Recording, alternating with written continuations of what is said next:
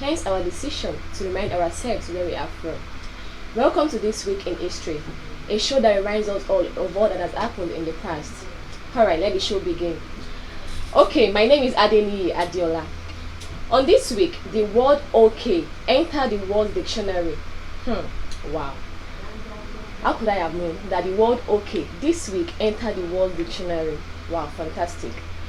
Blurry-eyed readers scanning page 2 of the Boston Morning Post on March 23rd, 1839. Wow, that's a very long time. May have barely noticed the linguistic oddity buried in the blizzard of ink in the second column. At the end of a short throwaway item, taking sarcastic jabs at the Providence newspaper, stood the abbreviation OK next to the words all correct. Wow. Much like the modern day word filled with text-friendly shortcuts such as LOL, that's laugh out loud, and OMG, oh my god. An abbreviation craze swept 19th century America.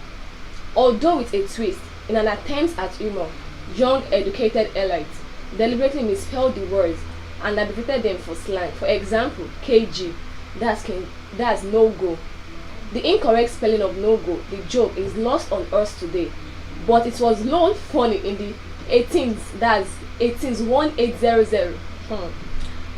So when OK appeared in print, it was intended to be shortening of all correct. Could you have known? Could you have known that all correct? Me, I not even sabi anything like that because it has been a very, very long time. So the humorous spelling of the all correct, according to Alan Metcalf, I don't know. We gain knowledge every day. Author of OK, the improbable story of America's greatest word, Boston Morning Post editor Charles Gordon Green, who often wrote criticisms and took shots at other broadsheets in print, was likely the author of the attack on the Providence newspaper and thus the man who gave birth to OK. Wow. OK, we all know the word OK. It was next to all correct before it was not changed to OK. This week, back then. Wow, fantastic. So the next one we have here is, wow, sorry please. The world's worst oil spill occurs in the United States.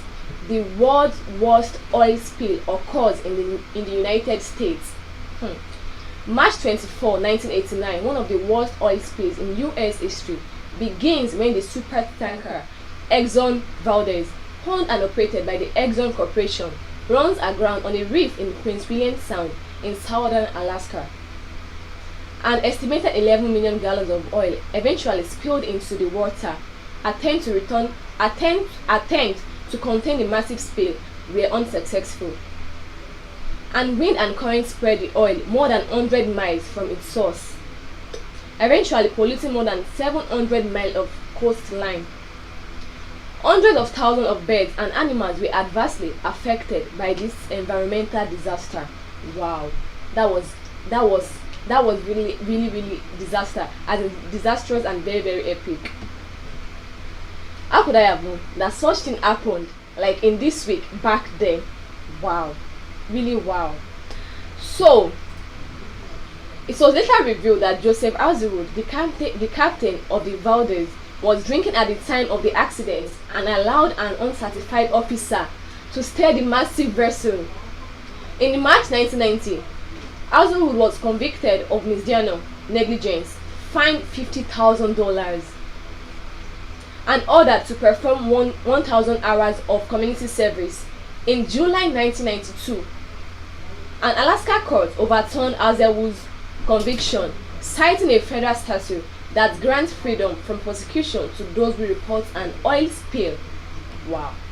This oil spill issue then, I don't know what could have happened, that time, back then. Birds and everything were adversely affected. Oh my god. So epic, disastrous, epic, as in everything bad.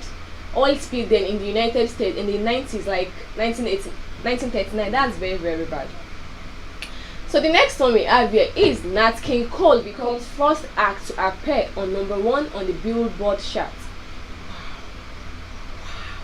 With the debut of the Billboard magazine pop album chart, American pianist and singer Nat King Cole Trio became the first record album to appear at number 1 in 1945. Please note the date and the year, 1945. Alright, so also, the other one we have there is in 1965, Martin Luther King Jr. and other civil rights activists completed their march from Selma to Montgomery, Alabama. 2 previous marches had been halted by local police. Let me read it again in case you did not get that. In 1965, Martin Luther King Jr. and other civil rights activists completed their march from Selma to Montgomery, Alabama. 2 previous marches had been halted by local police. Why? Well, only God knows why. But this week, then, in 1965, Martin Luther King Jr. and other civil rights activists completed their march from Selma to Montgomery, Alabama.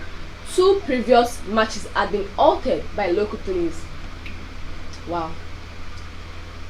Alright, so we move on. On this in 1947, British singer, composer and pianist Sir Elton John, who was known for both his popular music and his stylistic showmanship, was born. 1947. I was not even as in even my parents, they never even imagined they go meet each other at all. I was even very sure about that. Like 1947. Wow, that was a very long time ago. This week he was born. So should we say happy birthday to him or what? Anyways. So on this week in 1947, British singer, composer and pianist Sir Elton John, who was known for both his popular music and his stylistic showmanship, was born. This week then in 1965. In 1947. Alright. This is quite historic. It was on this week the British Parliament abolished the slave trade in the British West Indies. Wow. This is quite historic. Like it was on this week, this week, the British Parliament abolished the slave trade in the British West Indies. Wow. It was also on this week in 2000 that Russian intelligence officer and politician Vladimir Putin was elected president of Russia. Wow. So if they had known, they wouldn't have elected President Putin as president of Russia, because what is happening right now, oh my god, it's very bad.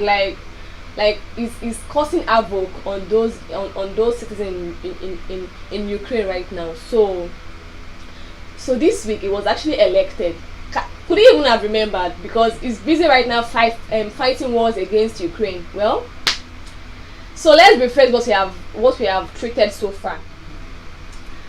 I hope you're enjoying this, because I am enjoying myself. I am really enjoying myself. Alright, so on this week, the word okay entered the world's dictionary. Like the word okay, like okay, enters the word dictionary. Wow. So, and also, it was on March 23rd, 1839. March 23rd, 1839. The word okay entered the world's dictionary. Wow. Wow. Like, please, I would like you guys to drop a comment, like to know how you feel about this, because I'm just wondering. I couldn't have known that the word okay was actually dropped in this week back then in 1839, March 23rd. Wow, that's very awesome and fantastic. And so also next to the word, it was the humorous mixed spelling of all correct, like all correct, according to Alan Metcalf, author of OK, the improbable story of America's greatest war. Boston Morning Post editor Charles Gordon Green, who often wrote witticisms and took shots at other broadsheets in print, was likely the author of the attack on the Providence newspaper, and thus the man who gave birth to OK. Like OK. Like, so this was the person who birthed the word OK. Then in 1839, March 23rd.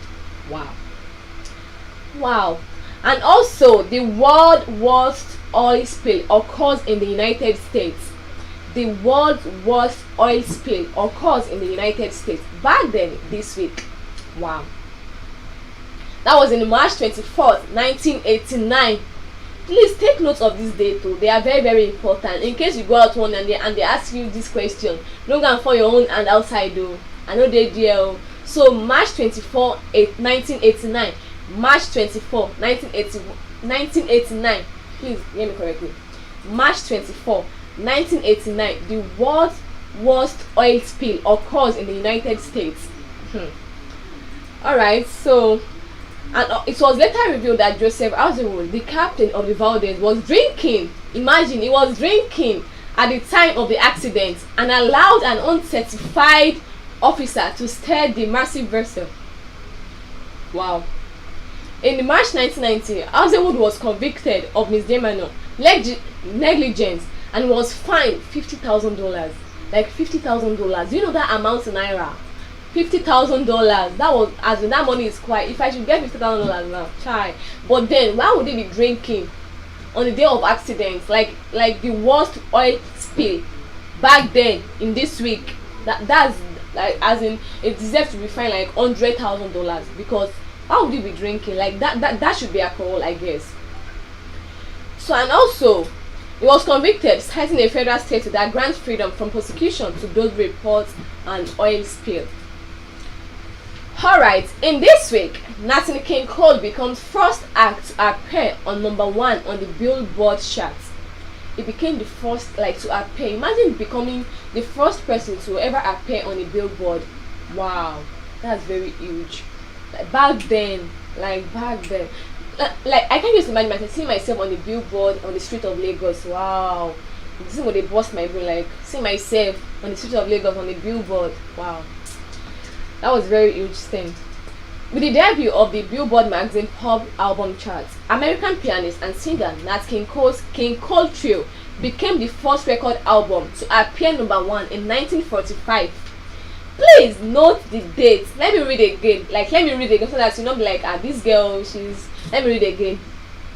With the debut of the Billboard magazine pop album chart, American pianist and singer Nat King Cole's King Cole Trio became the first record album to appear at #1 in 1945 on a Billboard. In 1945, 919 and 45, like 1945 on a Billboard. Also, in this week, in 1965, wow, that's like the dates are different, but then everything happened in this week back then. I mean, the year, the month is not different. The year is like they are quite different, but the month is not different. All right.